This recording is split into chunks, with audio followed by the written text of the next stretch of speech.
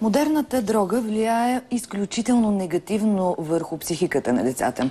Това беше обсъдено на среща на Сдружението Майки срещу дрогата с педагози от Хасково. Учениците посягат към упойващите вещества все по-често и на все по-ранна възраст.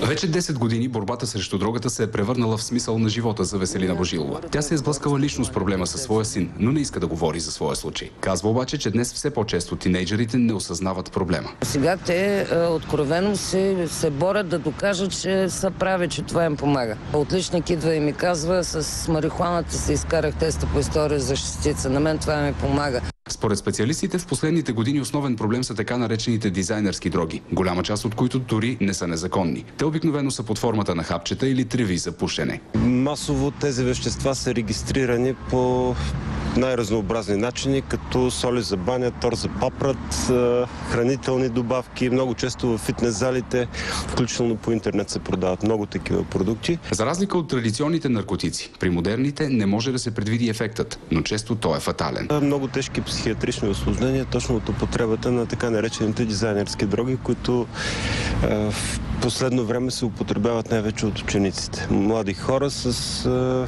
симптоматика, която прилича по-скоро на шизофренна. На срещата с педагозите целта беше те да се научат да разпознават проблема преди да се стигне до фатален край. Като учител, Ели Видева се е сблъсквала с подобни ситуации. Често те са дезориентирани, реакциите са неадекватни, погледът е един такъв много особен, на моменти дори почти безумен. Дори учителите да успеят да открият, че техен възпитаник има проблем с дрогата, често родителите не приемат ситуацията. Когато споделим с родител, че има проблем, той едва ли не се настройва срещу нас, едва ли не ни вменяваме на детето грях.